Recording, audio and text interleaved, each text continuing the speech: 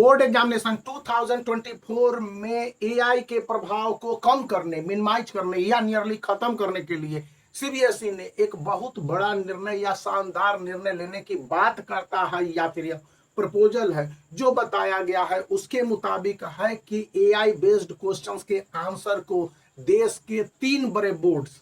एक है आईबी, उसके बारे में बहुत कम आप लोगों को जानकारी होगी, और सीआईएसई ने तो बहुत पहले ही ले लिया था, या सीबीएसई ने बहुत पहले लिया होगा, लेकिन स्पष्ट रूप से कहा गया है कि क्वेश्चंस के आंसर जिसको सीबीएसई एनसीईआरटी बुक के आधार पर बोर्ड एग्जामिनेशन के पैटर्न को तय करता है। कल मैंने एनसीईआरटी वाला बुक वाला वीडियो बनाया था और बताया था कि किस तरह से एनसीईआरटी बुक को वरीयता दी जा रही है। तो अब सीबीएसई ने स्पष्ट रूप से कहा है कि एआई बेस्ड आंसर अगर लिखेंगे, यानी कि एआई के हेल्प से अगर कोई आंसर आते हैं बोर्ड के एग्जामिनेशन में और वह आउट ऑफ द कंटेक्स्ट होते हैं, क्योंकि एआई दुनिया भर के वेबसाइट को और जितने भी रिसोर्सेज हैं उनको खंगालता है, खोजता है, सर्च करता है और उसके बाद वो आंसर देता है। तो यदि सीबीएसई में और सीआईएसई ने तो पहले ही ऐसा एक रूल प्रपोज कर दिया है,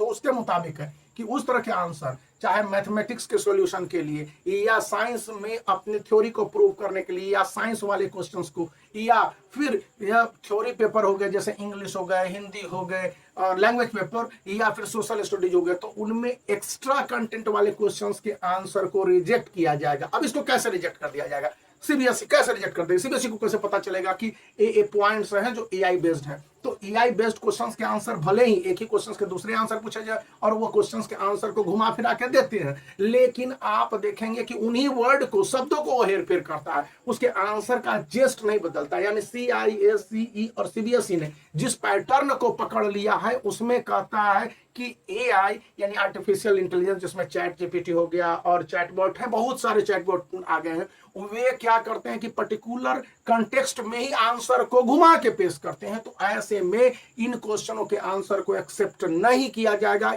और इसके लिए सीबीएसई ने, सीआईएसई ने पहले ही इसके पैटर्न को बना लिया हुआ है, तो सीबीएसई ने भी यह पैटर्न को बना लिया। बताया जाता है कि क्वेश्चन जब तैयार किया जाएगा तो कुछ इस तरह के क्वेश्चंस तैयार किए जाएंगे और 50% ऐसे क्वेश्चन होंगे कॉम्पिटेंसी बेस्ड के अंदर जहां पर कि थॉट, कंसेप्ट, विजुअलाइजेशन और आइडियाज पर आधारित क्वेश्चन पूछे जाएंगे। अब ये आइडियाज पर आधारित क्वेश्चंस को स्टूडेंट एग्जामिनेशन हॉल में तो एआई को सर्च नहीं करके जा सकता है, फैक्ट बेस्ड क्वेश्चन के आंसर को ही नहीं खोजेगा। तो एक तरह से एआई को खत्म कर दिया जाएगा, या इसके प्रभाव को, यदि स्टूडेंट ऐसे क्वेश्चंस के आंसर निकालता है और उसमें एनसीईआरटी बुक से ज्यादा फैक्ट दे दिए गए रहते हैं, तो ऐसे आंसरों को भी रेड मार्क कर दिया जाएगा, मतलब ऐसे आंसरों को एक्सेप्ट कतई नहीं किया जाएगा। और इसके साथ तीसरी और सबसे इंटरेस्टिंग बात सीबीएसई ने जो बताई है, जिससे कि एआई के प्रभाव को नियरली नेग्लिजिबल बना दिया जाएगा, और इसके लिए सीबीएसई ने पहले डिसीजन ले लिया, सीआईएसई ने बाद में लिया आईसीएसई एंड आईएससी के लिए। अब इस विषय पर मेरी जानकारी उतनी अंदर डेप्थ की नहीं है, मैं तो न्यूज़पेपर में अभी पढ़ रहा था और न्यूज़पेपर पढ़ने के बाद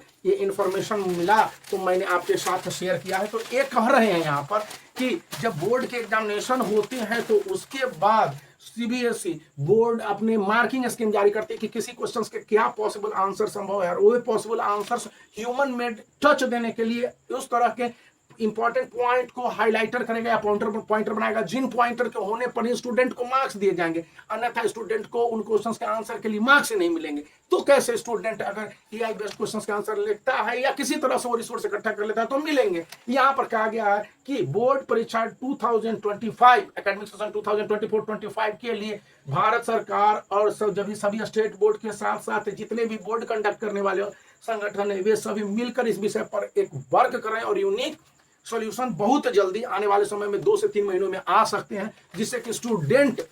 अपने सेल्फ स्टडी को बढ़ावा देने पर ही उनका कल्याण होगा। और रोट लर्निंग यानी कि एआई की मदद से क्वेश्चन का आंसर निकाल के रट लेना, इन सब से डिस्करेज किया गया। तो इतनी बड़ी जानकारी बात लगी हाथ तो आपको मैंने बताया, तो आप वीडियो को लाइक कर सकते हैं और आप देख लीजिए कि पिछले 10 इयर्स के क्वेश्चंस उसके आंसर्स दिए गए और इसमें जो आंसर्स हैं वो सीबीएसई के मार्किंग स्कीम के आधार पर है। यानी कि इन क्वेश्चनों के आंसर आप इससे लिखेंगे या इस तरह के आंसर लिखेंगे तो सीबीएसई इसको रेड फ्लैग नहीं कर सकता और सीबीएसई रिजेक्ट नहीं कर सकता, क्योंकि सीबीएसई ने ही मार्किंग स्कीम को जारी किया हुआ है। तो इस पर कैसे चैलेंज करेगा, तो आप इसका चुनाव कर सकते हैं। लिंक इस वीडियो के डिस्क्रिप्शन में। तो बने रहिए, वीडियो को लाइक कर दीजिए, चैनल को शेयर कर दीजिए, सब्सक्राइब करना याद रखें। Bye for now.